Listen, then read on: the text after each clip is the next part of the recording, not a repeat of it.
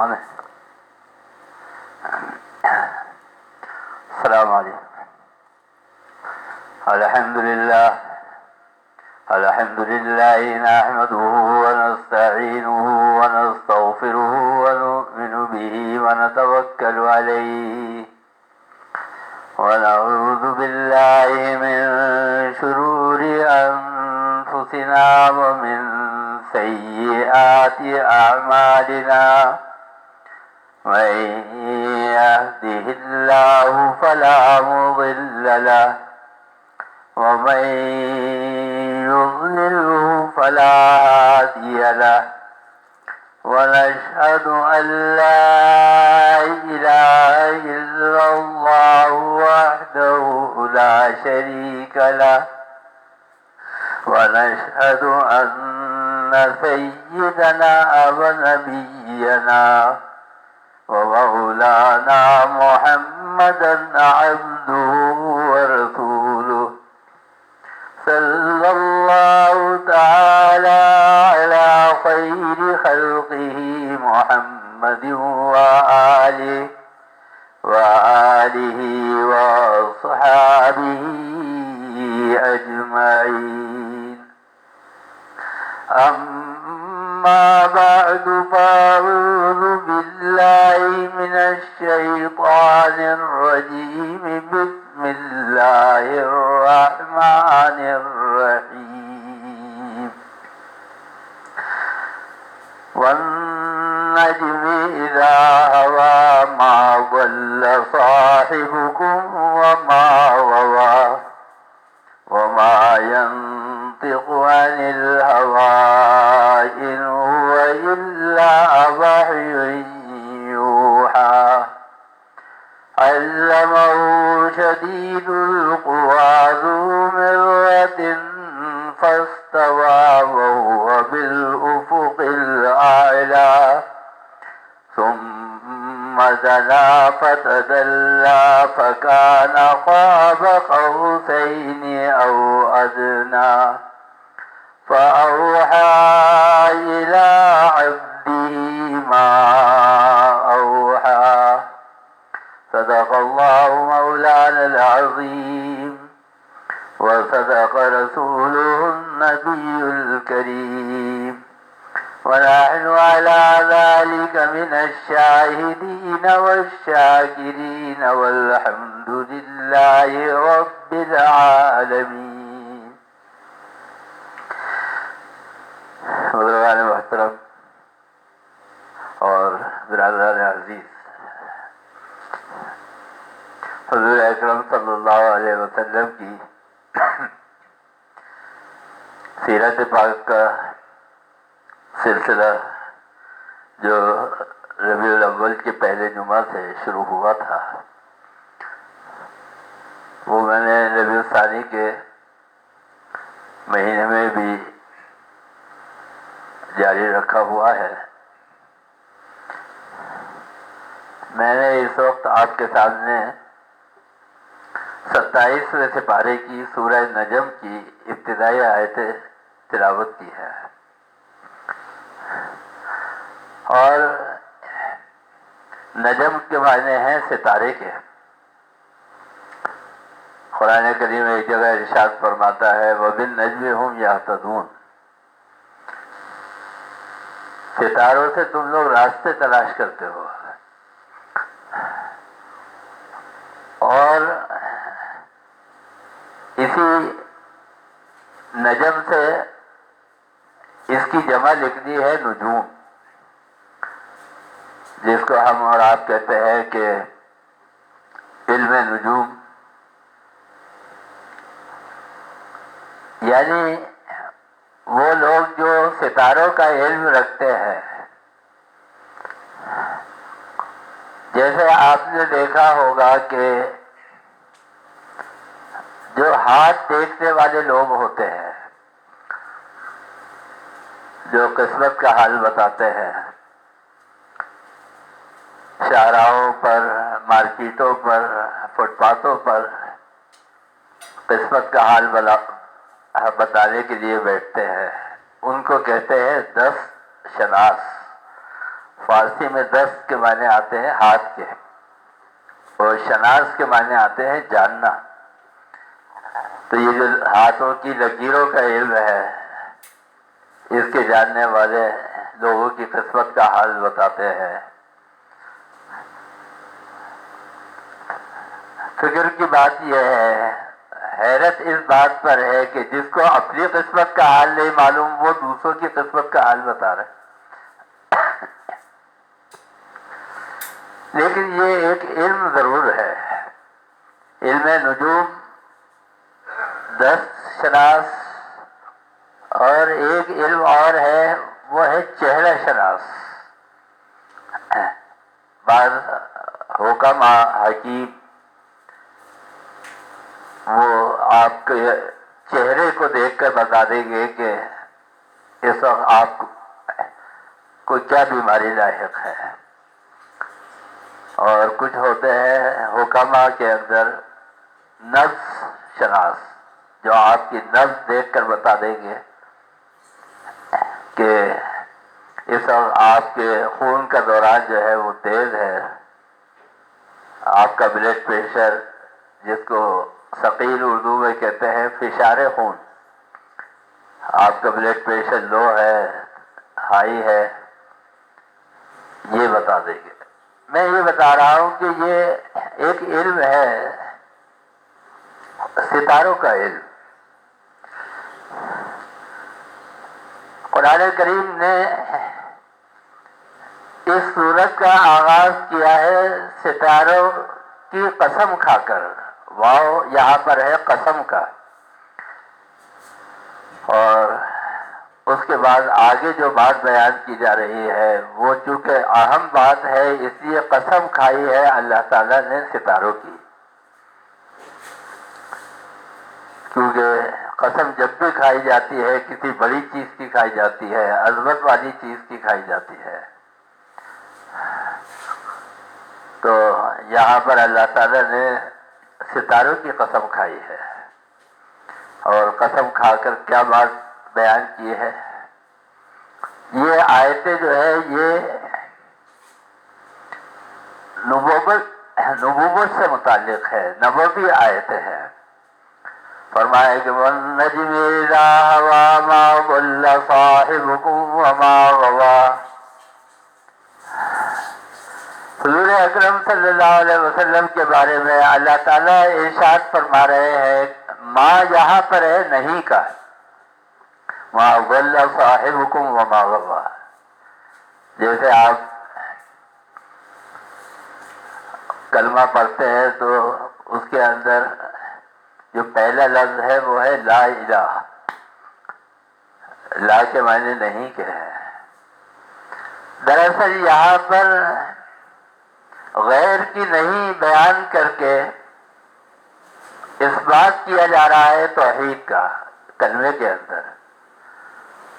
اسی طرح تبت یدا ابی لہب وتب ما اغنی عنہ مالہ وما کسب، یہاں پر آیا ابو لہب کے مال اور اس کی اولاد کے بارے میں کہ ما اغنی عنہ مالہ، نہیں کام آیا اس کا مال اور اس کی اولاد۔ یہاں پر جو بات بیان کی جا رہی ہے نبوت سے متعلق، یعنی نبوت کی صداقت، حضور اکرم صلی اللہ علیہ وسلم کی نبوت کو ثابت کرنا۔ جو لوگ حضور اکرم صلی اللہ علیہ وسلم کے نبی ہونے کے اور آپ کی نبوت کے انکاری تھے، ان کے لیے اللہ تعالیٰ حضور اکرم صلی اللہ علیہ وسلم کی سچائی بیان کر رہے ہیں۔ تو یہاں پر لفظ آیا ہے ضال، ضل صاحبکم، یہ جو صاحب ہے تمہارے ساتھی ہے، یہ گمراہ نہیں ہے، راستے سے ہٹے ہوئے نہیں ہے۔ اور ضال کے مقابلے میں عربی کے اندر غوایت کا لفظ آتا ہے، وما غوا، جیسے ہم اور آپ اردو کے اندر استعمال کرتے ہیں ایک لفظ ہے گمراہی، یعنی جو آدمی راستے سے بھٹکا ہوا ہے اس کو کہتے ہیں کہ یہ گمراہ ہے، اور اس کے مقابلے میں ہے لفظ ہدایت۔ یہ دونوں ایک دوسرے کی ضد ہے، ہدایت کی ضد جو ہے وہ گمراہی ہے، اور گمراہی کی ضد جو ہے وہ ہدایت ہے۔ ہدایت کے معنی سیدھے راستے کے اوپر، سچے راستے کے اوپر چلنا، اللہ کے بتائے ہوئے راستے کے اوپر چلنا۔ جو آدمی گمراہ ہے وہ اپنے فعل سے اپنے آپ کو تو غلط راستے پر ڈالتا ہی ہے، اس کے اعمال سے اور اس کے فعل سے دوسرے آدمی بھی راستے سے بھٹک جاتے ہیں۔ یہ قرآن کریم جو ہدایت کی کتاب ہے، فرمایا گیا الف لام میم ذالک الکتاب لا ریب فیہ ھدی للمتقین، یہ ہدایت کی کتاب ہے۔ شہر رمضان الذی انزل فیہ القرآن ھدی للناس وبینات من الھدی والفرقان۔ وہاں پہ اللہ تعالی نے کہا کہ جو لوگ متقی ہیں ان کے لیے ہدایت ہے، اور یہاں پر اللہ تعالیٰ نے کہا کہ وہ لوگ کہ جو ابھی اسلام کے راستے کے اوپر نہیں آئے ہیں مگر اللہ کی مخلوق ہے، انسان ہے، یہ ان کے لیے بھی ہدایت ہے۔ دونوں کے لیے، جو ہدایت کے اوپر ہے وہ بھی، اور جو ایمان نہیں لائے ہیں ان کے لیے بھی، دونوں کے لیے ہدایت ہے۔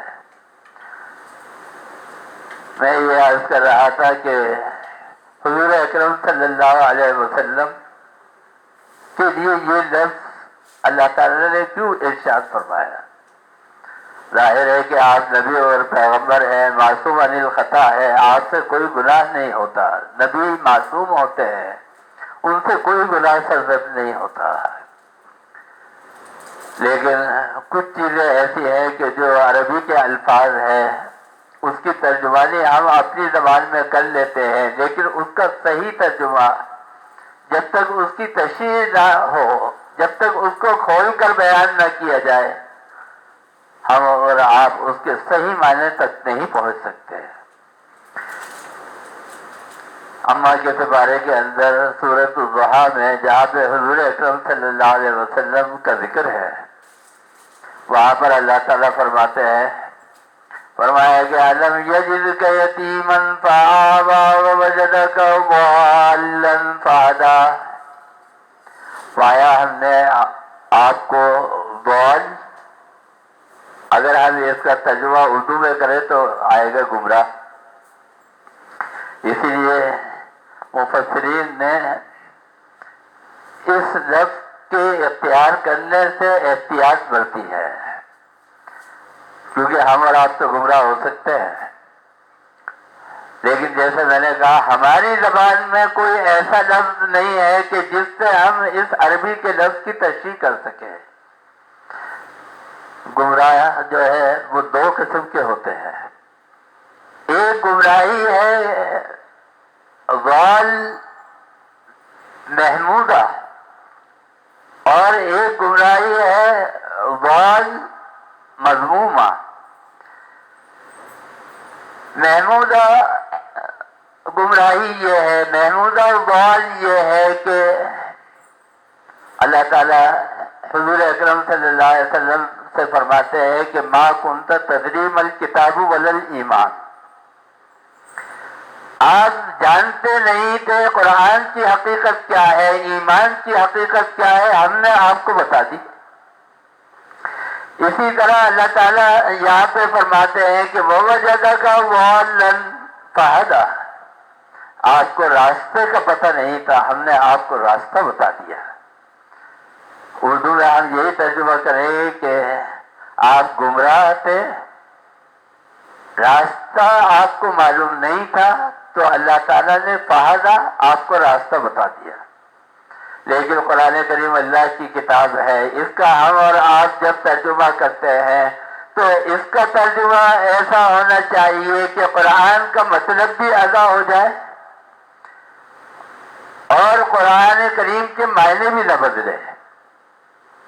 کسی نے اس کا ترجمہ یہ کیا، ایک مفسر نے قرآن کریم کی تفسیر لکھی اور اس کا ترجمہ کیا کہ پایا اللہ نے آپ صلی اللہ علیہ وسلم کو اپنی محبت میں خود رکھتا، کیونکہ آپ کو پتا ہوگا کہ ہندوستان کے اندر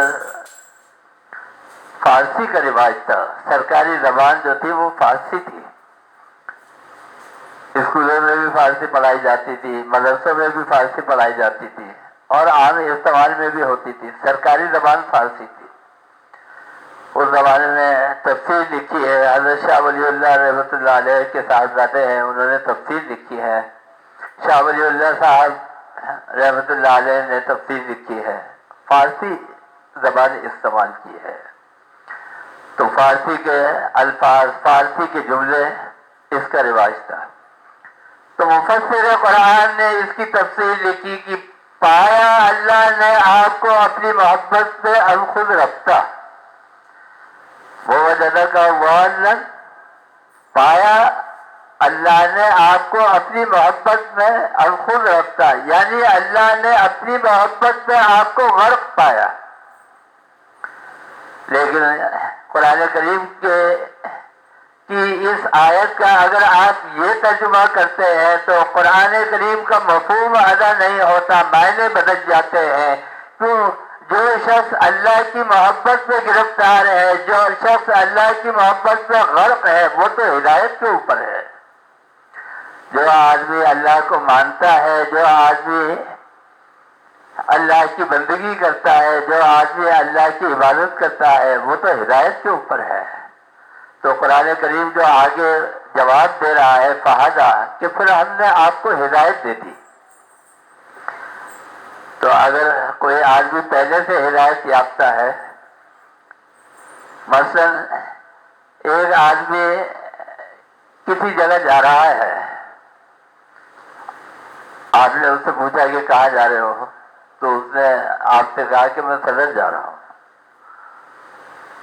تو آپ نے اس سے کہا کہ یہاں سے 4L کے اندر بیٹھ جانا، وہ تمہیں صدر کے اوپر جا کر اتار دے گی۔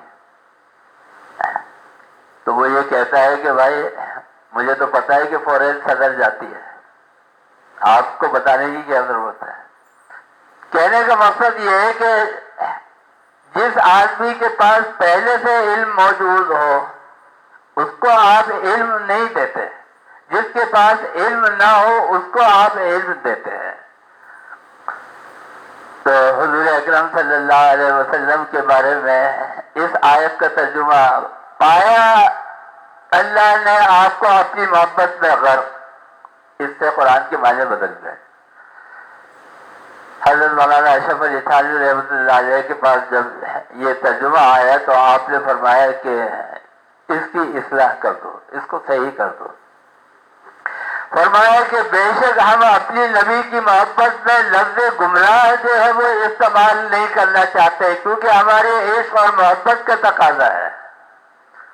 یہ لفظ ہمارے نزدیک مناسب نہیں ہے کہ ہم حضور اکرم صلی اللہ علیہ وسلم کے لیے استعمال کریں، لیکن فرمایا کہ قرآن کے معنی اپنی جگہ، اس کا مفہوم اور اس کے معنی برقرار رہنے چاہیے، لہذا ایسے الفاظ سے ترجمہ کیا جائے کہ قرآن کریم کا مطلب ادا ہو جائے۔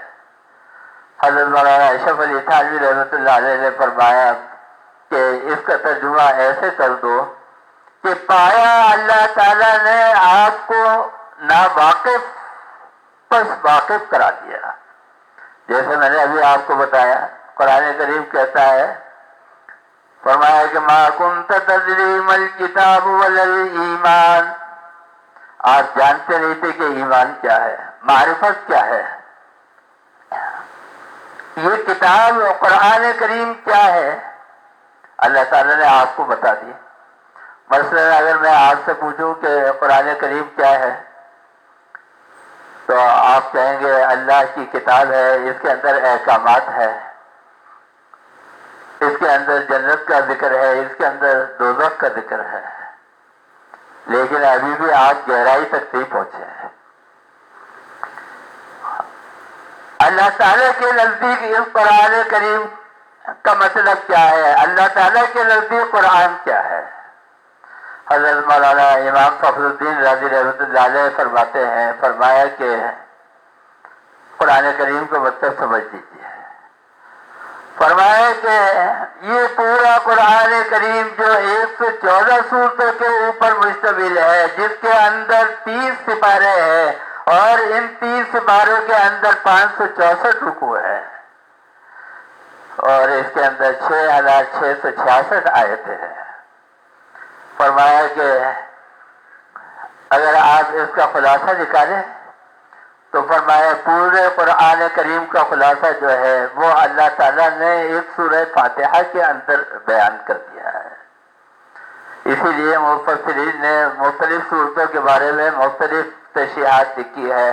سورۃ العصر کے بارے میں اکثر علماء کا قول یہ ہے، فرمایا کہ اگر صرف اللہ تعالیٰ قرآن کریم کی یہ صورت نازل فرما دیتے سورۃ العصر، اور کوئی چیز اور کوئی آیت نازل نہ فرماتے، تب بھی اللہ تعالیٰ کی جو منشا ہے اور اللہ تعالیٰ کا جو کلام ہے وہ اپنی جگہ کے اوپر سمجھانے کے لیے انسانوں کو مکمل رہنمائی دیتا۔ کیوں؟ فرمایا کہ وَالْعَصْرِ إِنَّ الْإِنسَانَ لَفِي خُسْرٍ إِلَّا الَّذِينَ آمَنُوا وَعَمِلُوا الصَّالِحَاتِ وَتَوَاصَوْا بِالْحَقِّ وَتَوَاصَوْا بِالصَّبْرِ۔ پہلی چیز یہ ہے کہ ایمان لانا اور عمل صالح کرنا۔ ایمان کے بغیر آدمی اسلام کے اندر داخل نہیں ہو سکتا، مومن نہیں ہو سکتا، اور عمل صالح کے بغیر نجات نہیں پا سکتا۔ اس کے بعد حقوق العباد ذکر فرمائے، وَتَوَاصَوْا بِالْحَقِّ، اور حق کی تلقین کرنا، اور حق کے راستے میں جو رکاوٹیں آئے، جو مصیبتیں آئے، جو پریشانیاں آئے، جو تکلیفیں آئے، وَتَوَاصَوْا بِالصَّبْرِ، اور اس کے اوپر صبر کرنا۔ یعنی پہلی دو چیزیں جو ہیں وہ حقوق اللہ سے متعلق ہے، اور اس کے بعد جو دوسری دو چیزیں ہیں وہ حقوق العباد سے متعلق ہے، اور یہی دو چیزیں ہیں۔ تو امام فخر الدین رازی رحمۃ اللہ علیہ نے فرمایا کہ پورے قرآن کا خلاصہ جو ہے وہ سورہ فاتحہ ہے۔ اور ایک دلچسپ بات آپ کو اور بھی بتاؤں کہ قرآن کریم جب آپ تلاوت کرتے ہیں، آپ نے دیکھا ہوگا کہ سورہ فاتحہ الگ لکھی جاتی ہے، ایک فریم کے اندر، ایک چوکٹے کے اندر، خاص طور پر اس کو بنا کے لکھا جاتا ہے، یہ سورہ فاتحہ ہے۔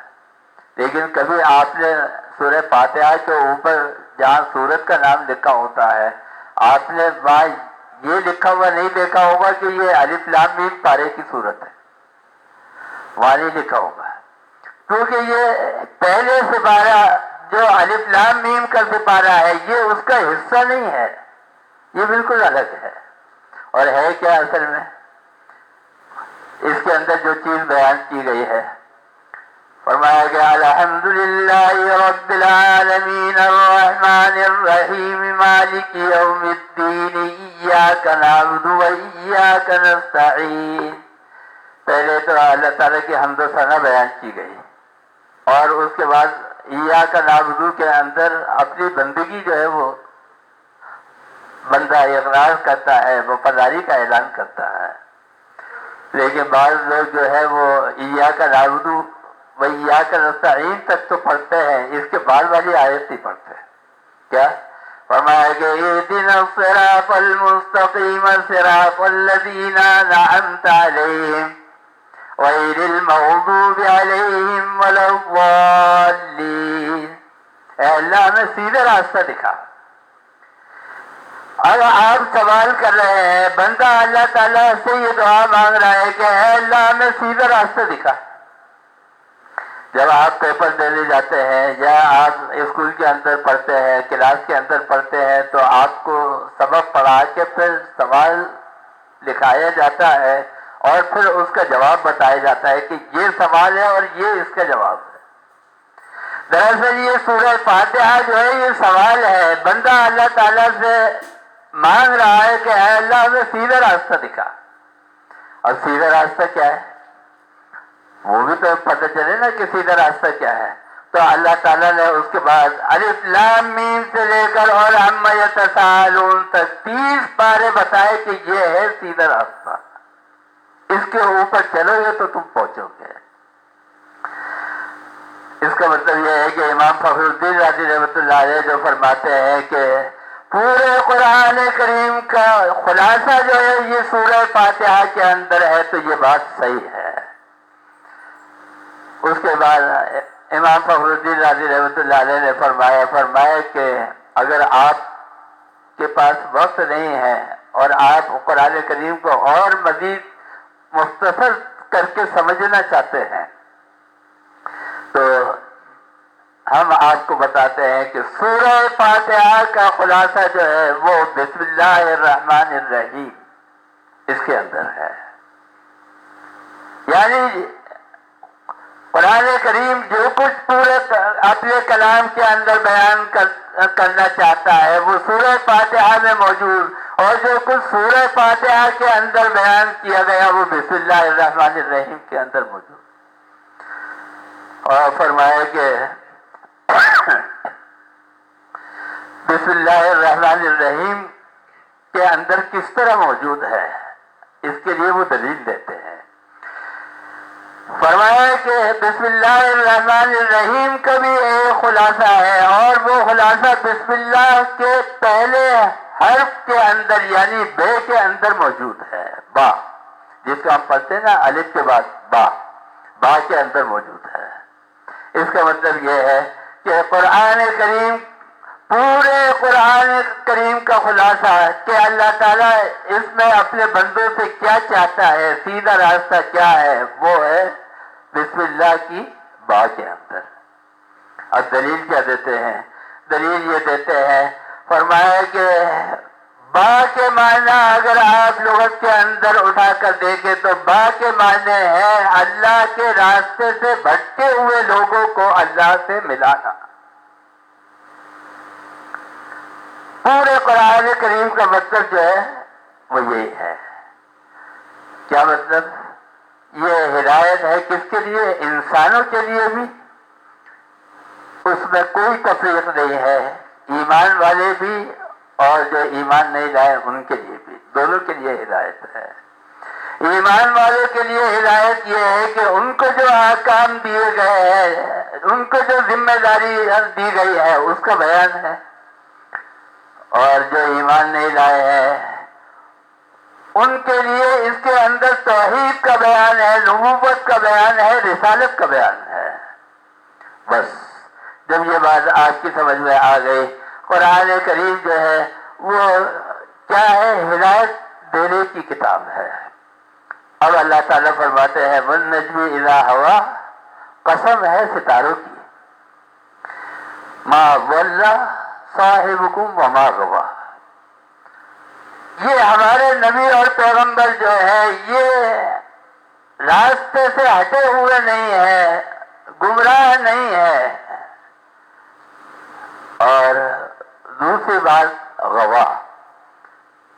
غوا کے معنی کیا ہے؟ غوا کے معنی بھی یہ ہے کہ علماء نے لکھا ہے ضال کا مطلب یہ ہے عربی کے اندر کہ جو آدمی واقف ہو ایمان کی حقیقت سے، جو آدمی واقف ہو اسلام کی حقیقت سے اور اس کے بعد وہ اسلام کو اختیار نہ کرے، ایمان کو قبول نہ کرے، یہ آدمی ہے غوال۔ اور فرمایا کہ غوایت وہ ہے کہ جس آدمی کو اسلام کے اور ایمان کے بارے میں پتہ نہیں ہے اور اس کے بعد وہ سیدھے راستے کی تلاش میں ہے کہ کسی طرح مجھے راستہ مل جائے۔ بہت سارے لوگ پوچھتے ہیں، ہم سے بھی سوال کرتے ہیں، کہتے ہیں مولانا صاحب اسلام میں تو اتنے فرقے ہیں، ہم کس کے پیچھے چلے، کون سے عالم ہیں کہ پیچھے چلے، کس راستے کے اوپر جائے، صحیح اسلام کیا ہے؟ تو یہ تو ایمان لانے کے بعد بھی ہمارے لیے ایک سوال ہے نا۔ تو وہ آدمی کہ جو ایمان نہیں لایا وہ بھی یہ سوچتا ہے کہ میرے سامنے عیسائیت بھی ہے، میرے سامنے ہندو بھی ہے، میرے سامنے اسلام بھی ہے، میرے سامنے بدھ مذہب بھی ہے اور دوسرے مذاہب بھی ہے، میں کون سے راستے کو اختیار کروں، کون سا دین جو ہے وہ حق ہے؟ بس یہ آدمی جو ابھی جانتا نہیں ہے اور لیکن راستے کی تلاش میں ہے کہ مجھے اللہ کے دین کا راستہ مل جائے، اللہ کا راستہ مل جائے، مجھے خدا کا صحیح راستہ جو ہے مل جائے، مجھے خدا کے صحیح دین کا پتہ چل جائے۔ فرمایا کہ یہ ہے غوا۔ حضور اکرم صلی اللہ علیہ وسلم کے بارے میں علماء نے لکھا ہے کہ اس آیت سے قرآن کریم کی یہ مراد ہے کہ حضور اکرم صلی اللہ علیہ وسلم اپنے عقیدہ توحید عقائد کے لحاظ سے جو اسلام کے اور ایمان کے عقائد کے لحاظ سے اس کے لحاظ سے بھی سیدھے راستے کے اوپر ہے، غلط راستے پر نہیں ہے، اور اپنے اعمال کے لحاظ سے کہ جو اعمال آپ کر رہے ہیں، جو کچھ آپ کو بتایا گیا ہے اس کے اوپر چل رہے ہیں، وہ بھی سیدھا اور صحیح راستہ ہے جو آپ نے اختیار کیا ہے۔ فرمایا کہ اپنے عقائد کے لحاظ سے بھی آپ سچے اور اپنے اعمال کے لحاظ سے بھی آپ سچے ہیں۔ ما ضل صاحبکم وما غوی، کوئی اس کے اندر غلطی نہیں ہے، کوئی اس کے اندر گمراہی نہیں ہے، آپ سیدھے اور سچے راستے کے اوپر چل رہے ہیں، جس کا مطلب یہ ہے کہ ہم اور آپ جس نبی کے ماننے والے ہیں، اگر ہم یہ تسلیم کرتے ہیں کہ وہ اپنے عقائد اور اعمال کے لحاظ سے سچے تھے، اگر وہ سچے نبی اور پیغمبر تھے، تو پھر ہمیں اور آپ کو ان کی تعلیمات کے اختیار کرنے میں کیا رکاوٹ ہے؟ لہذا ہمیں حضور اکرم صلی اللہ علیہ وسلم کی تعلیمات کو اختیار کرنا چاہیے۔ اللہ تعالیٰ ہمیں اور آپ کو سیدھے راستے پر چلنے کی توفیق عطا فرما، صحیح عقائد اللہ تعالیٰ ہمیں اختیار کرنے کی توفیق عطا فرما، اور صحیح علماء اور صحیح لوگوں کے پیچھے ہمیں چلنے کی توفیق عطا فرما۔